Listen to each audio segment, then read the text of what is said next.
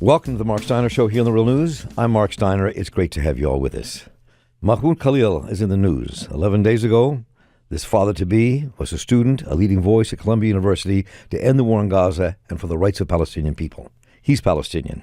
Then all of a sudden, 11 days ago, federal agents burst into his apartment, taking him away, threatening him with deportation. His wife is about to give birth to their first child. Other Palestinian students have been targeted by the federal government. And Trump has told Columbia he'll withdraw $400 million of federal support if we don't ban masks, empower campus cops, and put the school's Department of Middle East, South Asian, and African Studies under academic receivership, which would mean they're no longer controlled by the university or the faculty, among other things. And Mahmoud Khalil languishes now in a federal lockup in Louisiana. And we're about to have a conversation with a man who's been covering this. Michael Arria has been covering this for Mondoweiss, where he's their U.S. correspondent, and he's the author of Medium Blue, The Politics of MSNBC. And Michael, welcome. Good to have you with us. Thanks for having me. So this story, I remember when I first watched this happening, saw this happening, I was just incredulous. Let me just take a step backwards with you for a moment, for a broader overview before we jump into this specific story, and what this is emblematic of what's happening to our country at this moment. Colleges around the country being threatened. Palestinian people. I have Palestinian friends who feel now that they're under threat of deportation. Talk a bit about your analysis of where we think we are and what's happening to us right now. It's an interesting question. I think obviously these things don't occur in a vacuum. Unfortunately, Khalil's detention, it was not altogether shocking. I think we all expected the Trump administration to act in some capacity. He's been very upfront, even dating back to the campaign trail. The Washington Post reported last May that he had told a group of pro-Israel donors that if they helped elect him, he would crack down on the Palestine movement and set it back decades. Right. And he specifically outlined how he would do that, which is to deport students. He repeated that line throughout the campaign, as did members of the new administration. Upon arriving at the White House, we saw executive orders shortly after he arrived at the White House, obviously also targeting student protesters. But I think you bring up an interesting point, because some of these college investigations actually began under the Biden administration. And something we cover at the site, every week, especially me as the U.S. correspondent, is this kind of war that's been waged against the U.S. Palestine movement domestically, particularly strengthened and amplified, I think, in the wake of the October 7th attack, but really was going on long before that through legal means, in the courts, pro-Israel organizations, pro-Israel lawmakers criminalizing BDS, attempting to adopt, the IHRA working definition of anti-Semitism, which essentially classifies some criticisms of Israel as anti-Semitic. So this has been a real push, and it has to be said, although Trump is kind of amping it up to a level we have yet to see, it has largely been a bipartisan affair. We have seen these kind of attacks on the Palestine movement in the U.S. for quite some time. And this is kind of, I think in many ways, a culmination of these kind of actions that we've seen kind of over the past decade, really since BDS emerged as a force. We've really seen this attempt to criminalize dissent. And a lot of these pro-Israel groups really see the campus as the terrain where that battle is going to be fought. And they've really fought to kind of blur the line between anti-Semitism and anti-Zionism. They've really fought for pro-Israel students to kind of be regarded as a civil right classification unto themselves. You see this a lot with like ALEC, where they find somebody who claims that the fact they had to join a union infringes upon their freedom of speech or something. And then you see these big right-wing right-to-work groups kind of support them. And that's kind of happened in this situation too. You've seen, some of these pro-Israel groups like the Brandeis Center kind of back these pro-Israel students and try to get this stuff on the books and kind of change the legal definition for what you can and can't do as it relates to Palestine protests. So that's kind of a little backstory, I'd say, in terms of what leads up to this arrest that we saw on March 8th. If the United States government uses the leverage that it's using against Columbia now, saying we're going to take away $400 million from the university, if you don't do what we tell you, if we don't stop these anti-Israeli protests and more, I mean, they could do this across the country. I mean, this signals, this is kind of a bellwether for a real kind of dangerous, almost neo-fascistic policies being instituted by Trump against higher education. Yeah, I completely agree with that. And, it's interesting. This is obviously, there's some big picture stories here. Like a big picture story is obviously Trump's deportation plans, his anti-immigrant designs are not limited to student protesters or Palestinians. So that's like one big picture story. Right. I think another big picture story is what we just discussed. This is like a long time coming in terms of this blurring of what is considered anti-Semitism versus what is considered legitimate, pro-Palestine protest. But I think the third issue is the one you bring up, which is this issue of what does the institutions of higher education, what do they stand for in the United States in the year 2025? And I think shortly before the election, I interviewed Mara Finkelstein, who I think you've had on your show. She was the Oh, yeah. Yes. she was the first tenured professor to lose her job over pro-Palestine speech. She Right. had an Instagram post where she criticized Zionism and lost her job. And she said something very interesting to me when we spoke last October, where she really connected this to the decades of policies that we've seen, education policy that we've seen in the United States. This neoliberal model that we've seen kind of emerge, where we've seen the rolling back of federal funding of higher education. And this is another thing Trump has amped up, obviously, as we've seen in recent weeks. And we kind of have seen that replaced with a donor model, right? Schools essentially becoming a marketplace in that regard.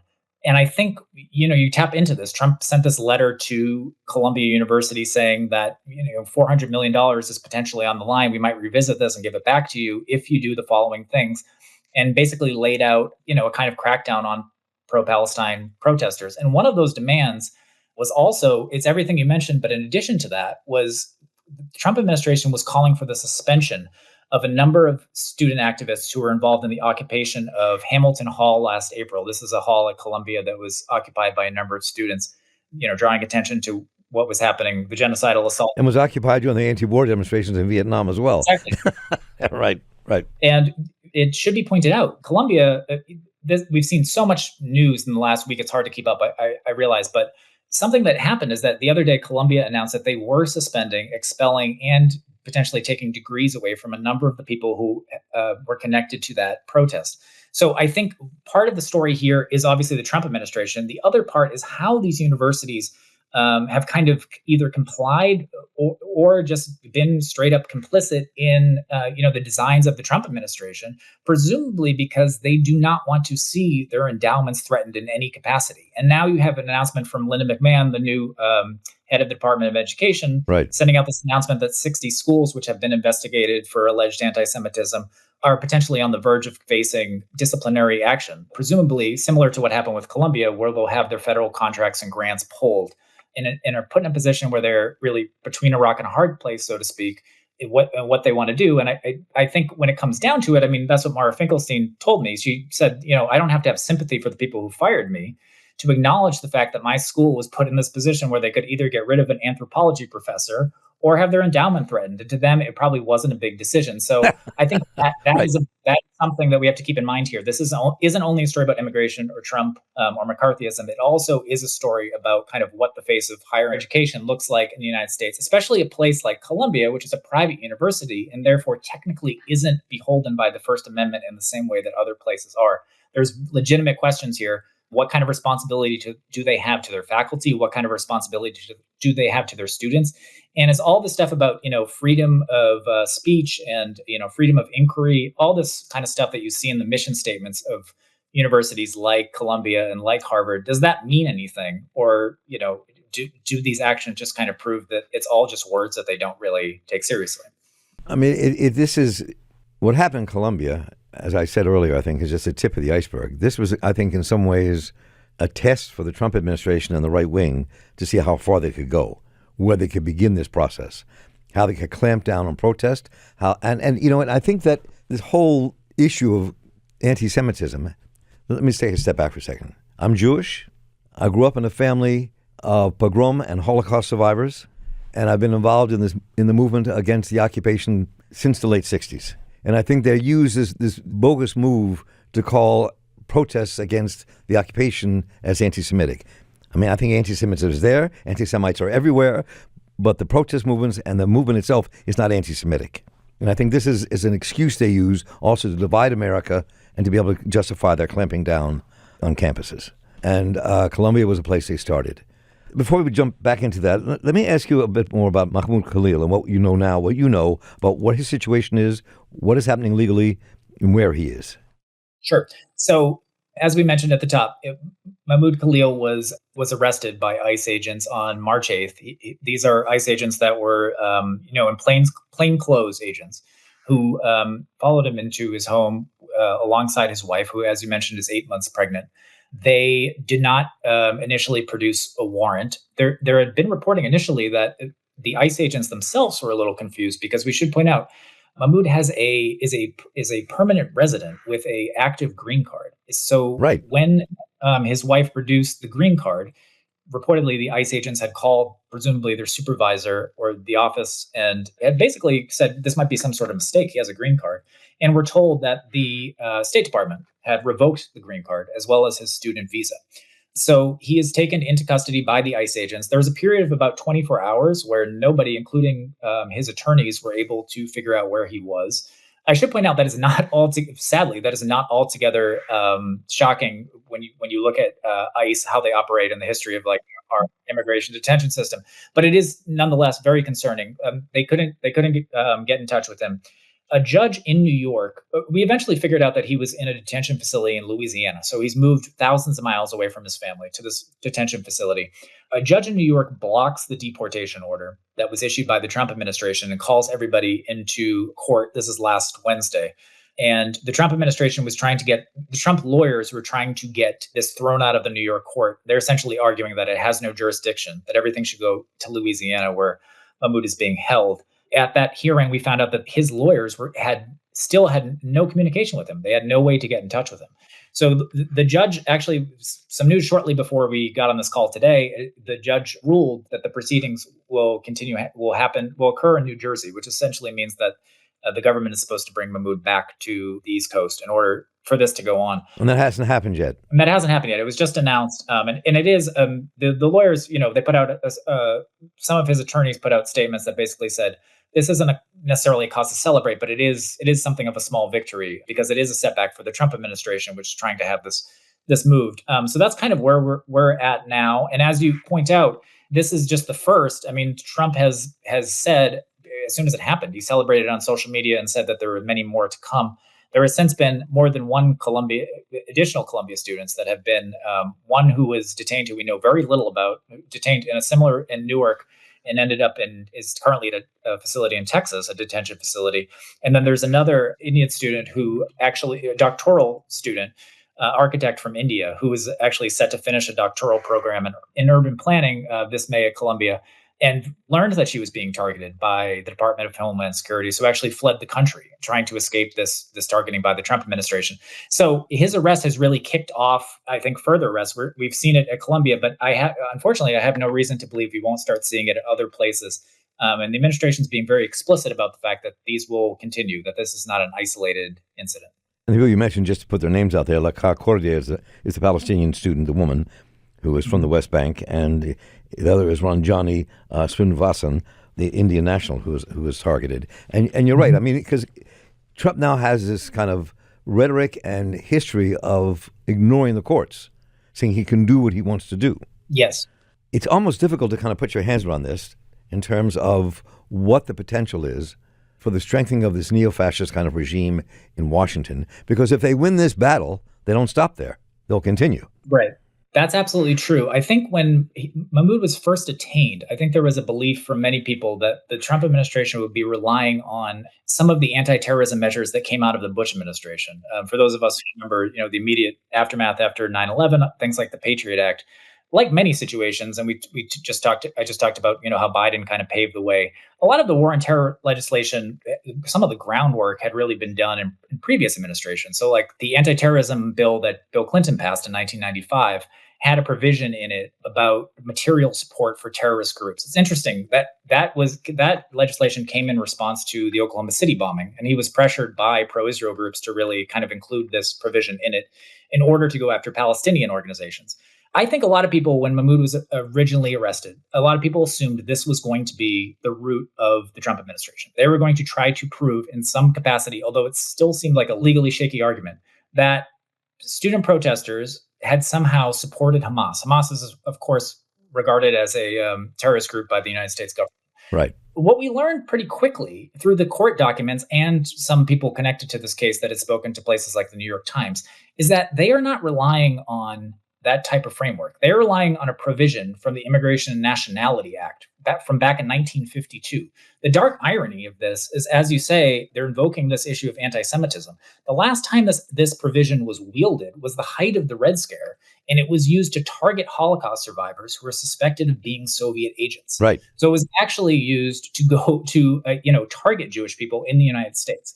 And there's a provision in there that basically says if you're an alien whose presence or activities create reasonable grounds to believe that they would potentially seriously impact the foreign policy objectives of the United States, then you can be deported.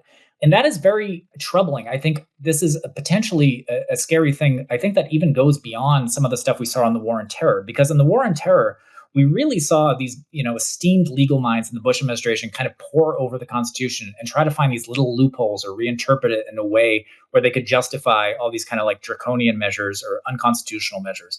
In this case, the Trump administration is not even pretending that Mahmoud committed a crime. They are not pointing to anything. We had this one comment from the White House press secretary where she said she had some photos in her office that showed he had handed out literature that was pro-Hamas. They've never returned to this, which makes me think it doesn't exist. Doesn't exist. It doesn't exist. And even if it did, we should point out that is not illegal. It's not grounds for Mahmoud still has protections of the First Amendment, regardless of, whether or not he had the green card. So that we've seen nothing in terms of the administration coming out and claiming that he actually committed a crime. And that's very, I think, terrifying for people who are looking at this case, because it basically sets up a situation where people can be targeted and deported, much as, in a similar way that they were during periods of time like the Red Scare, without having to prove that they committed any sort of crime whatsoever. It really opens up, as you say, a very dangerous can of worms going forward. And I think what happens here will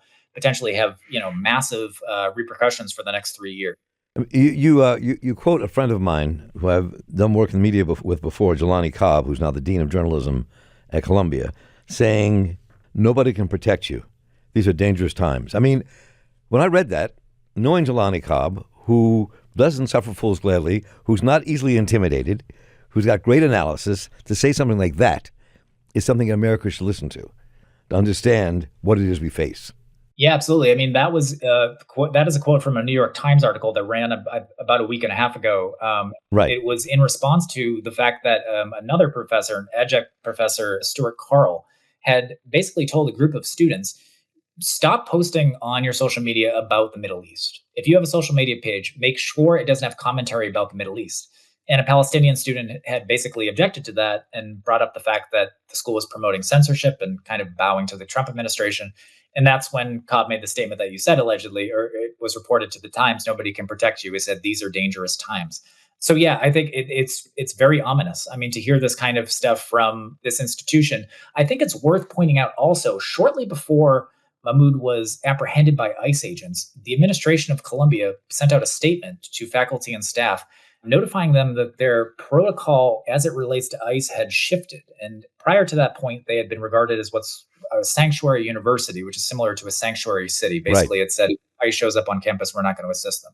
They had modified that to basically say, in some circumstances, if we have to let ICE on campus without a warrant. So, we see that. We see, as I mentioned before, the suspensions of these students. So that, again, this is not happening in a vacuum. We're seeing it across the university in many ways. We're seeing this inability to kind of, not just an inability to stand up to the Trump administration, but also we see them kind of aligned with them when it comes to this type of behavior. The interim president, Trina Armstrong, had sent out an email when ICE agents showed up at campus the other day saying she was heartbroken that this had occurred, but she wanted to inform everybody. I think it's really hard for students probably who are engaged in these protests to take those sentiments seriously when they look at the sequence of events here. And they look at how Columbia and other higher education institutions have acted over the past few months. I'm going to read another quote here and come back to Mahmoud before we have to go. You have a quote here from Halea Dudagi's attorney, who was a scholar in international law at Yale, was placed on administrative leave. And the quote is this from Eric Lee, his attorney. Future historians will treat the role of American universities as an example of collaborationism, like we view the Vichy government today. The role played by the vast majority of professors is absolutely shameful. I mean, I want to talk about that for a minute before we go back to Mahmoud, because I think we're on a very dangerous precipice. Mm-hmm. If this is allowed to happen, if they're allowed to go into universities, arrest Palestinian students, arrest students who are protesting anything, threatening universities with lack of taking away their federal dollars. I mean, either universities find backbone and join the fight, or they actually get what they want. I mean, I'm talking about the Trump government. Yeah, it's a very scary situation. The lawyer that you quote there, Eric Lee, he's actually the attorney for a student at Yale Law School who is also caught up in a similar situation where she was placed on administrative leave following an AI-generated article falsely accusing her of terrorist connections. Rubio had kind of announced this was going to happen. Which is insane. I mean, describing that for that moment, I mean, alleged, not even proven. Yeah, we're in a real dystopian, I think, with some of the stuff situation. This announcement from the Trump administration that they're going to use AI in order to determine whether or not students, support Hamas. It's really incredible. But to your point, we're seeing this across all kinds of universities, not just Columbia. I think all eyes are on Columbia for very obvious reasons. But I think I mentioned that piece, Swarthmore College just suspended a student for their involvement in the Gaza protests. They handed out 25 violations of code conduct as a result of those protests. The student who got suspended was suspended for using a bullhorn indoors, which is the first time somebody has ever been suspended for this nationally. So we're seeing schools crack down on this kind of dissent and stifle criticism of Israel's support of Gaza alongside this push for the Trump administration, as you say. Before we get off this topic, I should quickly mention there are a couple lawsuits. One is a couple graduate students and a Cornell professor are actually suing the Trump administration over its push to deport students. And one of those students was actually almost deported last year after he was suspended for participating in a pro-Palestine protest. The other lawsuit I think is important here is Khalil and 7 other current Columbia students are suing the school and a Republican out of Michigan, Representative Tim Walberg, to prevent their private disciplinary records from being handed over to the House Committee on Education and Workforce. People probably remember this is the committee that has consistently tried to bring university presidents before Congress and really grill them on their alleged inability to crack down on anti-Semitism. Right. And that's an important part of this. I think it's hard to know where one group begins and the other ends, but there is definitely this, you see this collaboration that precisely Eric Lee's point in your quote, this kind of collaboration with the government, pro-Israel lawmakers, and these schools. And I think it's a really important point. We're really going to learn a lot, I think, in the coming weeks and months about how that breaks down and how people are going to be able to kind of battle against it and fight against it. So let me ask you this. What have you learned since your article about Mahmoud Khalil and his legal situation, where he is? I know you'll probably stay on top of this. I just want to get an update from you on what's happening to Mahmoud. Yeah. So as I mentioned, so he's hypothetically supposed to be heading back to the East Coast. I think today was obviously, as I said, something of a victory for his legal team and for him. I mean, his wife put out a statement today basically saying, this is a first step. We need to continue. This is a good first step, but we need to continue to demand justice for Mahmoud because he was, unlawfully and unjustly detained. And she basically said, we're not going to stop fighting until he's home. Your listeners have probably seen there's been protests all across the United States in regards to this. There's actually been a number of, I'd say, like pro-Israel voices even who have come out and kind of said this violates the First Amendment, whether or not you agree with the Palestine protesters, this should still be opposed. I think it's a very dire situation for everyone in this country who cares about the First Amendment or anyone who wants to exercise their right to free speech. And I think, his current situation, we'll see what happens. But as it stands, this is going to continue to progress in court. Now it's supposed to take place in the East Coast, and we'll kind of be able to see how that goes. Yesterday, we saw the first statement from him. His lawyers released a statement from him where he basically explained his situation and, provided some kind of some disturbing details. He wasn't given like a blanket, for instance, like the first night he spent on sleeping on the cold ground, and just kind of his ordeal and it detailed what he's thinking. But it also kind of highlighted the fact that, he is committed to liberation of the Palestinian people, as many people are, and they're going to continue to fight. And Colombia has targeted him for his views. And is really, when you read his statement, which I encourage people to check out, they can check it out on CCR's website. And we will link to it. Yeah, we actually ran it on our site as well. When you read this, you really start thinking of, Dr. Martin Luther King's letter from the Birmingham jail. This is a political prisoner. This man is being held with no charges, no crime has been identified by the administration. I think quite obviously for the simple reason that he has advocated for Gaza. He has advocated for Palestine, and he has consistently criticized the genocidal assault that has been unleashed on those people by Israel with the support of the United States the entire way through. So that's kind of the situation we're in right now, I'd say. You took the words out of my brain as I read it just a little bit ago, thinking about King's letter from the Birmingham jail, that I think that he's this eloquent spokesman stuck in jail, wife about to give birth, and we're going to stay on top of what happened to Mahmoud Khalil, and we'll stay on top of that and keep abreast of what's happened to him and what you can do to support his release and his freedom, and to keep that going. This is a very dangerous moment we're living in, and we have to be really aware, careful, and on top of these issues so we fight for our democracy and keep this alive. And Michael Arria, I want to thank you so much for your work and your writing, and we're going to link to your article and your other work as well. Thank you so much for joining us today, and let's keep in contact and keep this conversation going and free Mahmoud. Of course. Thank you so much for having me. I appreciate it. Thank you. Once again, thank you to Michael Arria for joining us today. And thanks to David Hebden for running the program, and audio editor Alina Nelek, and producer Rosette Sawali for making it all work behind the scenes, and everyone here at The Real News for making this show possible. Please let me know what you thought about what you heard today, what you'd like us to cover. Just write to me at mss@therealnews.com, and I'll get right back to you. Once again, thank you to Michael Arria for joining us today. And so for the crew here at The Real News, I'm Marc Steiner. Stay involved, keep listening, and take care.